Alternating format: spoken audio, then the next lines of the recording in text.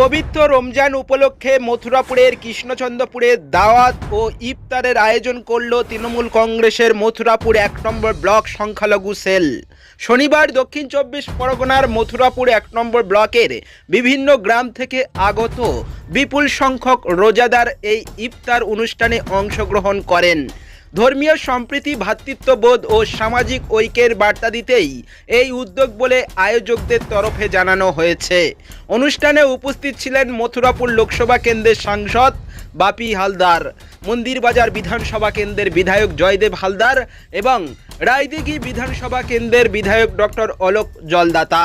এছাড়াও উপস্থিত ছিলেন মথুরাপুর ১ নম্বর ব্লকের ব্লক সভাপতি মানবেন্দ্র হালদার সহ সংখ্যালঘু সেলের নেতৃত্ব ও কর্মীবৃন্দ।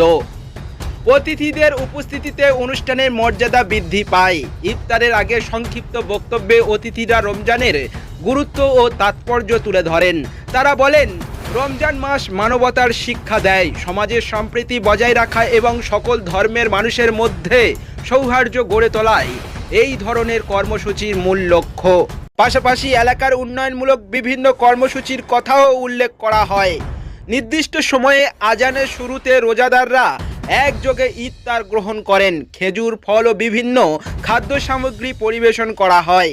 দেশ ও রাজ্যের শান্তি সমৃদ্ধি কামনায় বিশেষ দোয়া করা হয়। গোটা অনুষ্ঠানে ছিল শৃঙ্খলাবদ্ধ ও আন্তরিক পরিবেশ, যা সাম্প্রদায়িক সম্প্রীতির এক উজ্জ্বল দৃষ্টান্ত হিসাবে ধরা পড়ে।